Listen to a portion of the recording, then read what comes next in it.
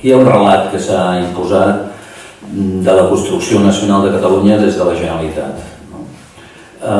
Quan expliquem bé aquests 35 anys veurem que aquest país s'ha fet i no només a nivell d'infraestructura serveis, sinó a nivell de cohesió social i per tant també de construcció nacional des dels ajuntaments. I aquest relat, després parlarem de relats, el Joan Botella deia, ens falta un relat dels federalistes, l'hem d'assumir perquè si no s'ho creiem, si no ho expliquem bé d'aquesta manera, no podem entendre, per exemple, com ha estat dissortadament el pujolisme el que ha coartat aquest creixement de cohesió social i nacional a partir de les lleis d'ordenació territorial, o en fi, ara faríem tota una sèrie de coses. És a dir, el pujolisme, Pujol no va ser mai alcalde, volia ser alcalde de Catalunya però mai va ser alcalde, els ajuntaments eren els seus adversaris. Aquest era un element que em referiré al final de com hem d'intentar entendre la identitat nacional a partir de les identitats d'aquestes locals i no a partir d'altres coses i de les noves ciutats i metròpolis, perquè si no, no se n'en sortirem.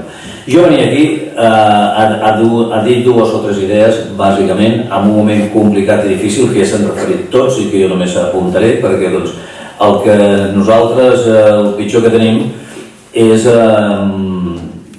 la frenada del projecte europeu. Aquest és el problema. Clar que la crisi ha fet molt de mal i haurem de reflexionar com ens han trencat moltes cames.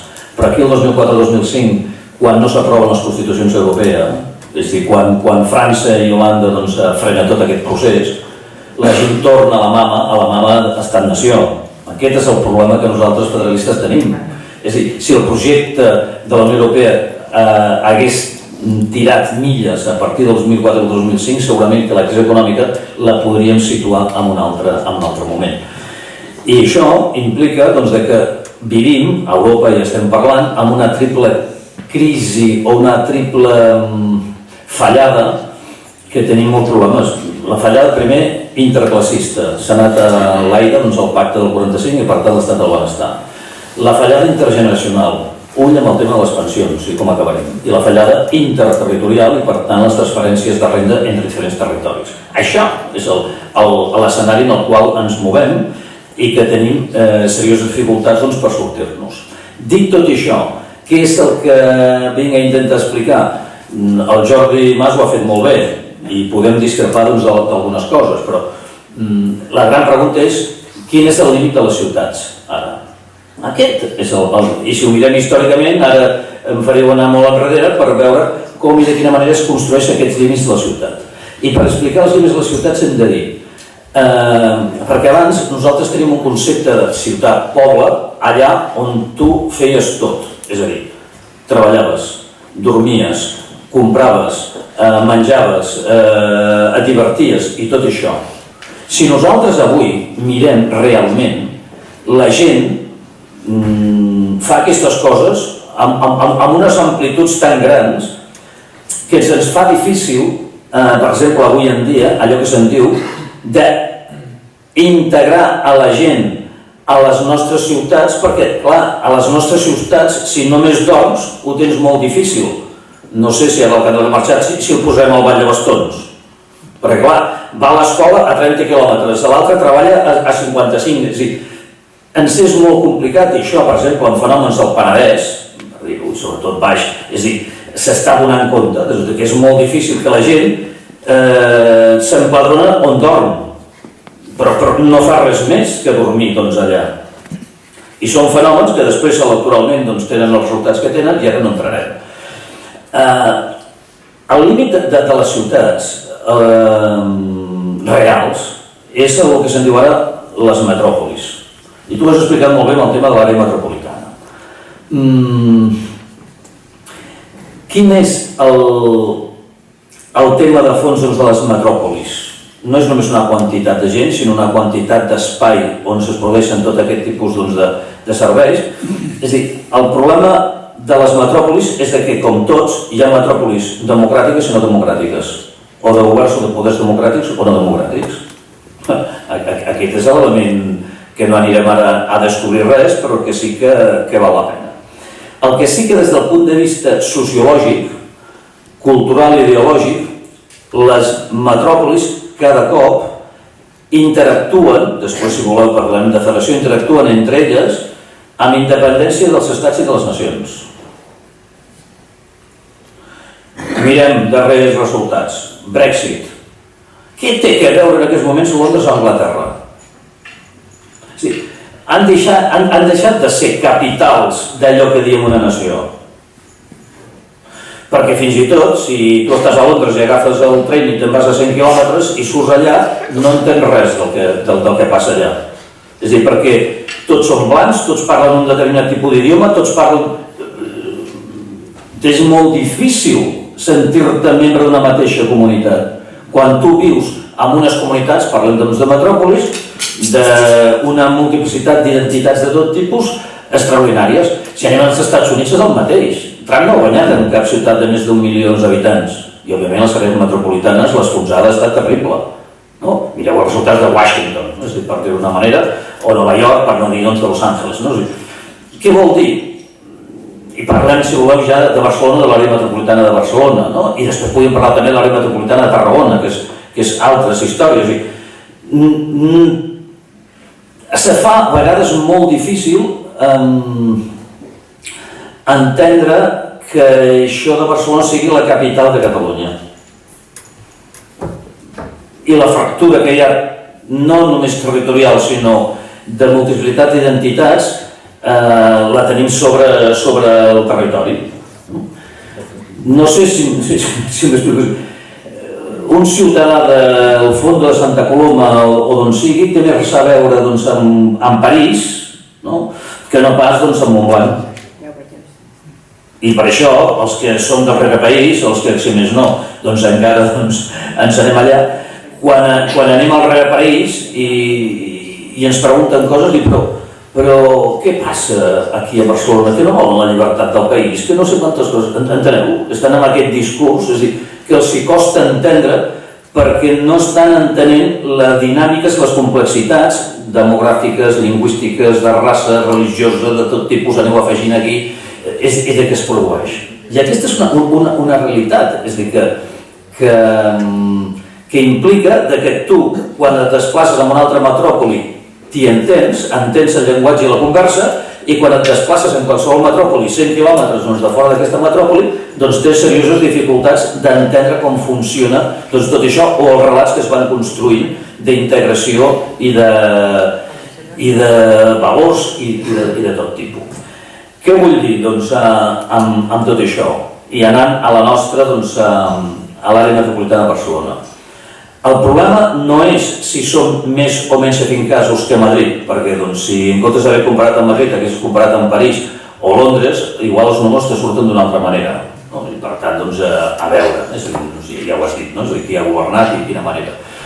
El problema és que segurament no ens posarem ara en una batalla de trepitjar les identitats que s'han fabricat o que existeixen municipals a l'àrea metropolitana. Perquè si entrem en aquest debat ens esgotarem encara molt més. I escolti, no, que cadascú tingui la seva bandera, la seva festa major, si vol, o el que sigui. Però el que sí que ens hem de posar d'acord és que qui governi aquesta realitat ha de ser un poder democràtic. I en aquests moments no ho és. I a més ha de tenir allò que se'n diu la idea de proximitat amb la gent, i per tant que la gent reconegui aquest poder democràtic com a propi, més enllà del propi Ajuntament, i per tant el que estic demanant? Estic demanant alcalde o alcaldessa de l'àrea metropolitana i d'elecció directa. I elecció directa. I aquí els nostres amics independentistes tremolen. Perquè el poder estar aquí, no estarà en altre lloc. Després ens podem generar totes les coses que volem, però estarà aquí l'element. Què vull dir? I per no repetir la història de molts municipis, o la mateixa de Barcelona, amb l'agregació a finals del 19, començaments del 20, el que van ser els seus barris, doncs evidentment, és a dir, no anem a fer tot un procés de trepitjar uns de polls a tots els municipis de l'àrea metropolitana, però que sí que ens hem de posar d'acord, insisteixo, amb els elements aquests de poder democràtic, de legitimitat, d'autoritat, de proximitat, que només pot donar, com passen amb altres metròpolis, l'elecció directa d'aquests figures de governants, diem el nom que vulguem, president de l'àrea, alcalde o el que sigui, però d'una manera directa, si no, no se n'ho sortirem. Després discutirem si ha d'existir el Consell Comarcal del Barcelonès. Discutirem, no? És a dir, a veure si ho podem fer potser d'una altra manera, totes, no? O altres consells comarcals, o si hem de simplificar o el que sigui. Però que qui mani tingui el recolzament de tota l'àrea de gent en la qual tu estàs vinculada, fer-ho, com segurament els Estats Units tenen el tema que s'acabarà imposant el que se'n diu el vot popular i no el vot pels col·legis electorals, i al final el president dels Estats Units és el que tregui més vots, no el que... Ho haurem de simplificar per fer tot això. Què vull dir amb tot plegat? Aquí hi ha un relat nacional a partir de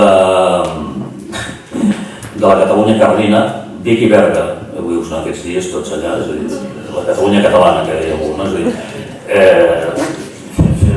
però bueno, sí, home, és a dir, tot, i ara podríem fer, no? La Catalunya no es construeix des d'aquí, exclusivament, és a dir, vinga, explicaré una anècdota que igual ens ajudarà a entendre. És a dir, quan es va aprovar l'Estatut del 32, i es va venir el president Azaña a Barcelona i es va celebrar i es va fer un gran sopar al Palau Nacional de Montjuïc, per celebrar tot això. El president de la comissió que havia constitucional, que va aprovar l'Estatut del 32, era un senyor, un diputat socialista, un gran pedagog, Luis Bello. La gent que...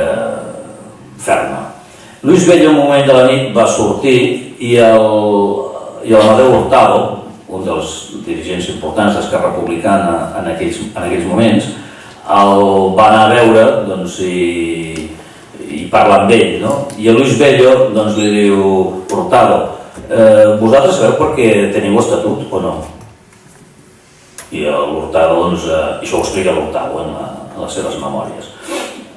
L'Hurtado diu: home, no sé, hi ha hagut el cop d'estat aquest fallit de Sant Cruz a Sevilla, i totes aquestes coses que s'expliquen, diu: no. Si vostès tenen estatut, és per això, no? I diu Hurtado, i va estendre la mà, xum, i tot això. Per Barcelona. Diu: escolti, vostès no saben el que significa de poder això no existeix a Espanya. Barcelona en aquells moments era la segona administració més important de l'Estat després del govern central. No hi havia, amb recursos humans i de tot tipus. Això, és a dir, mentre vostès tinguin això, aconseguiran el que voldran. Aquesta és la cosa. És a dir, ens han vengut tota una sèrie d'idees i d'històries i de relats i tal que no han explicat el que és fonamental. És que és gràcies al potencial, diem Barcelona als anys 30, diem àrea metropolitana aquí, que nosaltres aconseguirem el que voldrem i el que decidim. Però serà gràcies a això, no gràcies a drets històrics o drets no sé quantes coses i tal, gràcies a la potencialitat que serà impossible anar en contra d'aquest tipus de cosa.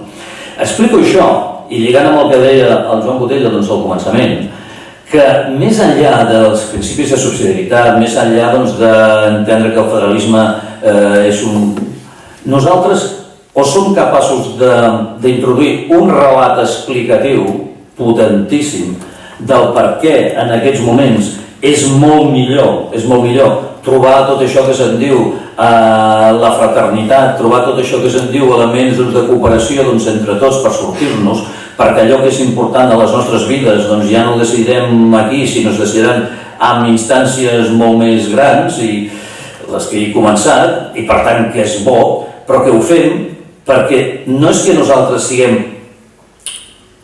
menys catalans que els altres, sinó perquè nosaltres som catalans d'una determinada manera, que creiem en una sèrie de valors, i en els valors, en moments d'expansió o de crisi, impliquen que estem allò que se'n diu per la fraternitat, aquesta paraula bonica que es deia, parleu de l'internacionalisme en termes del segle XX, parleu del que sigui, però que no se n'en sortirem si no és la cooperació amb els altres. I això no ho fem només per un sentit utilitarista de veure quants diners ens arribaran més o menys o els que sigui, sinó perquè estem convençuts que el relat que nosaltres estem fent dels principis de llibertat, igualtat i fraternitat es troben molt millor amb un relat de cooperació federal que no pas amb un relat nacional intern. En el fons, de què estem parlant? De com construïm els nosaltres. I sempre tot es basa en això. Qui som els nosaltres? I per algun, els nosaltres som una determinat tipus de gent i concreta, i per altres, els nosaltres som tothom. Tots i totes. I per tant no tenim cap problema de transferència de rendes, no tenim cap problema d'entendre que les llengües que parlen els altres són tan importants i boniques com la nostra, no tenim, i que la llengua s'aprèn en 15 dies, sinó de fer un muntatge de totes aquestes coses. Si nosaltres som capaços de construir un relat del nosaltres, en el qual aquest nosaltres hi tingui cabida tothom, i hi tingui cabuda, o si no, anirem amb un relat del nosaltres, que se'n diu tribal, o d'un nosaltres, de que per elements d'identitats orgàniques, raça, llengua, religió o el que sigui, doncs són excloents i per tant de confrontació amb el teu veïnatge, i aquí és on estem. Per tant, com hi deia la Carme, escolta, jo vindré aquí a parlar, el límit de la ciutat és les metròpolis s'han de ser democràtiques o no ens serveixen, i des d'aquestes metròpolis s'han de federar interlocutor entre elles, i òbviament que la nació existeix mentre la gent decideix que existeixi la nació, però ha de ser una nació que reconegui un nosaltres molt més enllà d'aquesta nació en la cooperació i per tant en la fraternitat. Moltes gràcies.